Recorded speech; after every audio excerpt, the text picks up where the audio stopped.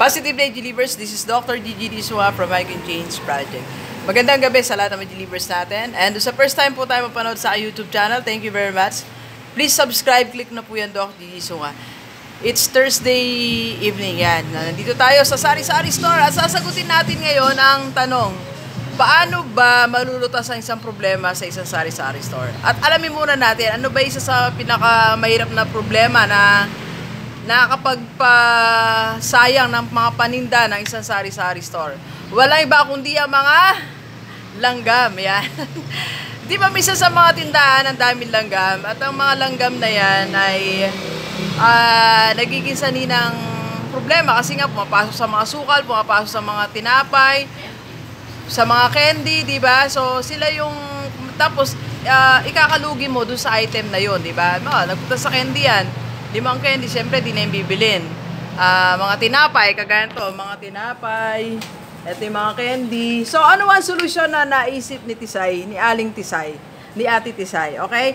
So ang naisip niya ay maglagay ng yan, pulbos. Ayan, tama kayo. So ito ang mga pulbos.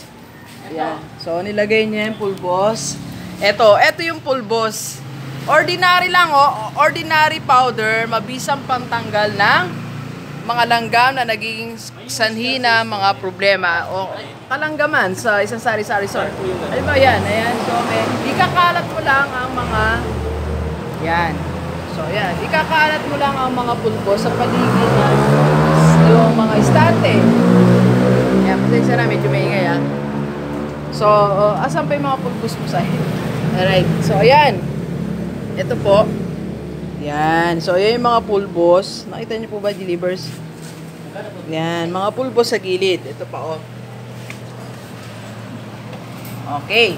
Alright. So, isa yan sa mga pwede nyo subukan. Doon sa mga namang problema sa mga langgam sa iyong tindahan, ang kasagutan ay muli isang regular na powder lang. Okay? So, tapos ang problema, patay ang mga langgam. Alright, so i-share mo itong video na to sa kaibigan mo may sari-sari store para matulungan mo siya. Alright, so thank you very much, delivers. Enjoy the rest of the day. Yan! Let's go! Let's go!